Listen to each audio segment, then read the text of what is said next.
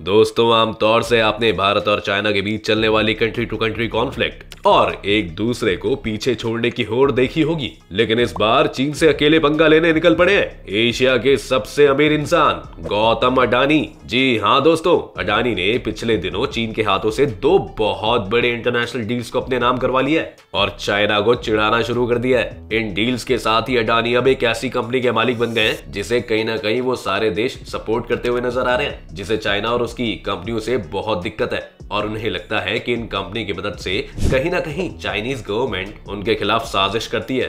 अडानी ने आखिर ये किया कैसे और इन डील्स का क्या मतलब है और क्यों इन्हें इतना खास माना जा रहा है, आइए जानते हैं। तो सबसे पहली डील हुई श्रीलंका में, जहां भारत ने चीनी ड्रैगन को बड़ा झटका देते हुए श्रीलंका में $70 करोड़ का एक रणनीतिक डीप सी कंटेनर टर्मिनल का समझौता किया। माना जा रहा है कि भारत ने श्रीलंका में चीन के बढ़ते हुए दबदबे को एकदम से अपने कंट्रोल में लेने के लिए और उसे हम्बन टोटा के लिए करारा जवाब देने के लिए ये समझौता किया है। अब यहाँ हम भारत की बात जरूर कर रहे हैं, लेकिन भारत से यहाँ असली मतलब अडानी ग्रुप से है, क्योंकि ये deal the Sri Lanka ports authority और भारत के अडानी ग्रुप के बीच हुई है। ये नया पोर्ट कोलंबो में चीन के लिए बनाए $50 करोड़ के चीनी जेटी के पास है, यानी वो जगह जिसे चाइना ने अपने समुद्री व्यापार के लिए तैयार किया हुआ है।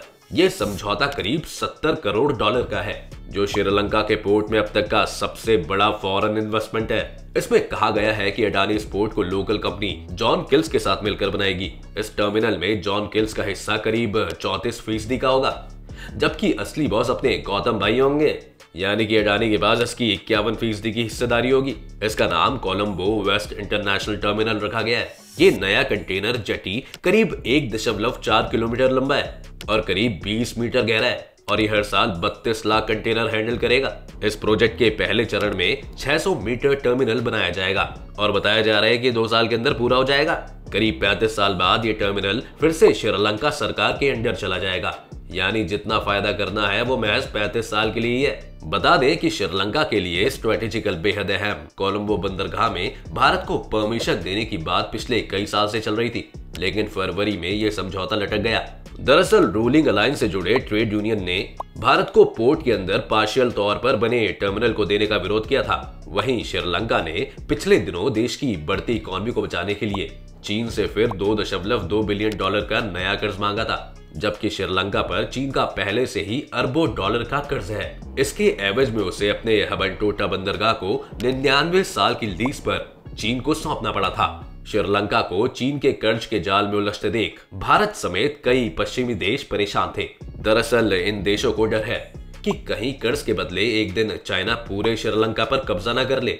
ऐसी स्थिति में हिंद सागर में चीन को बड़ी ताकत मिल जाएगी। 2017 में श्रीलंका ने $1.4 अरब के लोन के बदले अपना हम्बन टोटा बंदरगाह ही चीन कंपनी को सौंप दिया था, जिसके बाद जब भारत ने आपत्ति जताई तो श्रीलंका ने इस पोर्ट का इस्तेमाल मिलिट्री सर्विसेज के लिए रोक दिया था, क्योंकि वैसे भी इस पोर्ट को सिर्फ बिजनेस पर्पस से बेचा गया था। खैर, अब यहाँ पर अडानी के आ जाने से एक तरह से श्रीलंका में कंस्ट्रक्शन के काम पर एक बड़ी इंडियन कंपनी घुस जाएगी, जो अगर ये काम बेहतर ढंग से करते हैं तो बाकी के भी साउथ एशिया के देश भी अडानी ग्रुप को अपने यहाँ काम के लिए चुन सकते हैं।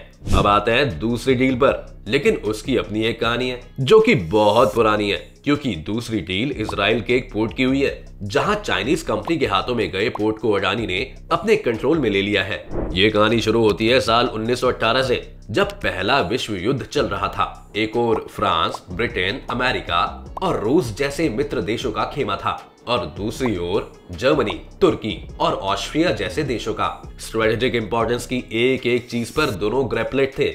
ऐसे में मित्र देशों की नजर पड़ी मेडिटेरियन सी के एक पोर्ट हाइफा पर, लेकिन तब तक वहां जर्मन और तुर्क फौजों का कब्जा था। अपनी लोकेशन के चलते वो फौज के लिए बहुत अच्छा सप्लाई बेस बन चुका था। उस लड़ाई में मित्र देशों को कामयाबी मिली और एक तरह से उस जगह मित्र देशों का कब्जा हो गया, लेकिन इस कब्जे में सबसे बड़ा हाथ था भारत के सैनिकों का।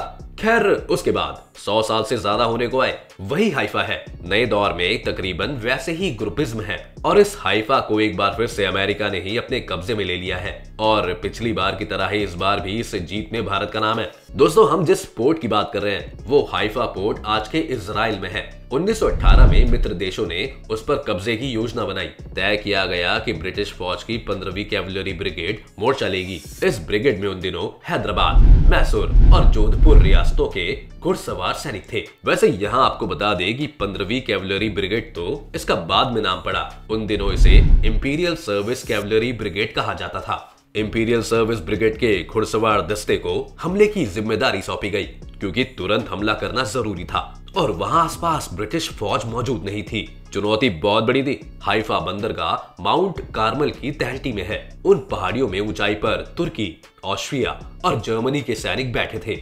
उनके पास छोटी तोपें और मशीन गन थी। बड़ी चुनौती ये भी थी कि पहाड़ों में घुड़सवार दस्ता आगे कैसे बढ़ेगा, लेकिन भारतीय घुड़सवारों ने हैरत अंगेज फुर्ती और युद्ध कौशल से तुर्की और जर्मनी को मात दे दी और सब कुछ अपने कब्जे में ले लिया। खैर, अब आज की बात करें तो अब 100 साल बाद एक बार फिर हाइफा की लड़ाई से भारत का नाम जुड़ा है। इस बार जोर आजमाइश कारोबारी मैदान में हुई। हालांकि मकसद यही था कि विरोधी खेमे के हाथ से एक बड़ा किला छीन लिया जाए। आज के दौर में हाइफा इजराइल का एक बड़ा बंदरगाह है। इधर इजराइल को कारोबारी जरूरतों के लिए पोर्ट का एक्सपेंशन करना था, वहीं दूसरी तरफ अपने पुराने सिल्क रूट की याद में belt and road initiative BRI के साथ तैयार खड़ा था, जिसके चलते इजराइल ने पोर्ट प्रोजेक्ट के लिए 2019 में चीन से करार कर लिया। शंघाई इंटरनेशनल पोर्ट ग्रुप को ये जिम्मा मिला, लेकिन ये करार अमेरिका के दिल में चुभ गया। उसे ये बर्दाश्त नहीं हुआ कि चीन जैसे उसके विरोधी देश से उसका साथी इजराइल इस तरह के कारोबारी रिश्ते बनाए। चीन की हरकतों से वाकिफ अमेरिका की चिंता इस डर से बढ़ गई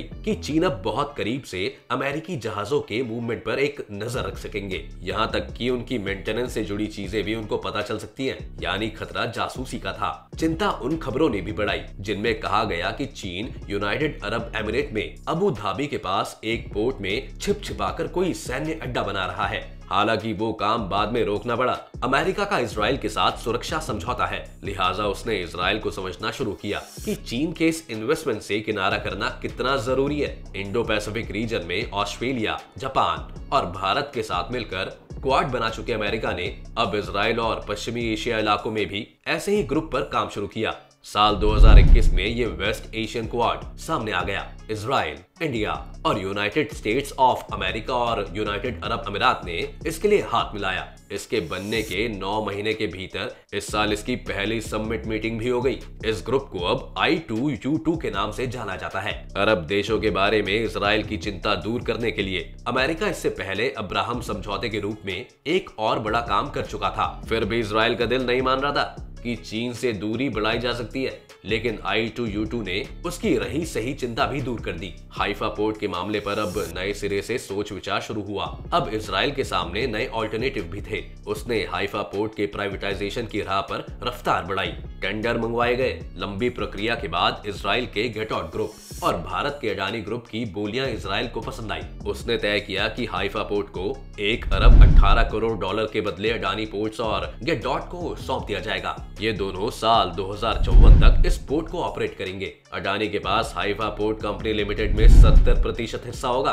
30% हिस्सेदारी गेटॉट के पास होगी। हाइफा आज इजराइल का एक बड़ा डीप वाटर पोर्ट है। इजराइल के कुल फ्रेट वॉल्यूम का लगभग आधा हिस्सा इसी पोर्ट से होकर गुजरता है। हाइफा पोर्ट लिमिटेड कंपनी के पास काफी रियल एस्टेट भी है, जिस पर होटल और टूरिज्म से जुड़े काम हो सकते हैं। अडानी ग्रुप और गेटॉट को हालांकि शंघाई इंटरनेशनल पोर्ट ग्रुप से कुछ चुनौतियां मिल सकती हैं, जिसने पिछले साल पास में ही एक पोर्ट शुरू किया था, लेकिन भारतीय कंपनी की मदद से अमेरिका ने चीनियों को बड़ा धक्का दे दिया है। अडानी ग्रुप के लिए भी ये बड़ी कामयाबी है और अडानी भी इसे पहले विश्व युद्ध में मिली मित्र राष्ट्रों की जीत की तरह ही देख रहा है।